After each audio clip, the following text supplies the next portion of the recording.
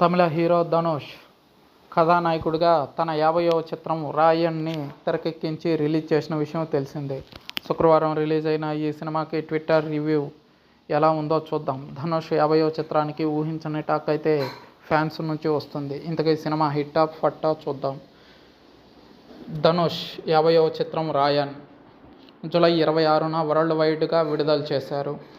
ధనుష్ 'రాయన్' చిత్రానికి స్వయంగా దర్శకత్వం వహించాడు. మరి మూవీ హిట్టా ఫట్టా టాక్ ఎలా ఉందో చూద్దాం.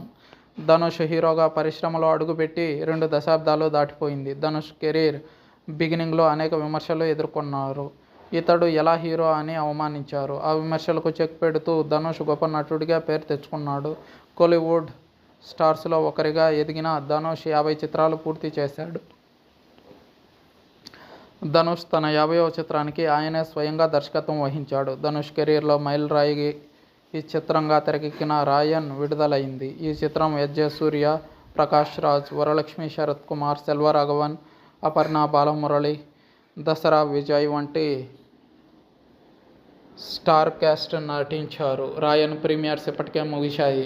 మూవీ టాక్ ఎలా ఉందో చూద్దాం. ఓ ప్రాంతంలో జరిగే ఆధిపత్య పోరే 'రాయన్' మూవీ. ధనుష్కి ప్రత్యర్థిగా ఎస్.జె. సూర్య నటించాడు.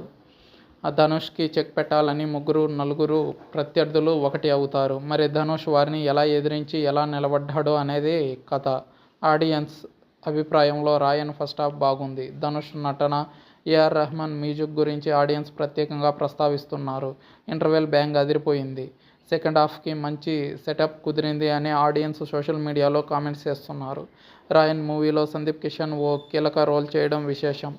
ఆయన పాత్ర సినిమాకు ప్లస్ అయిందని అంటున్నారు. ధనుష్, సందీప్ కిషన్ కాంబో సీన్స్ మెప్పిస్తాయని సోషల్ మీడియా టాక్. నటుడిగానే కాకుండా దర్శకుడిగా కూడా ధనుష్ సక్సెస్ అయ్యాడన్న మాట వినిపిస్తుంది.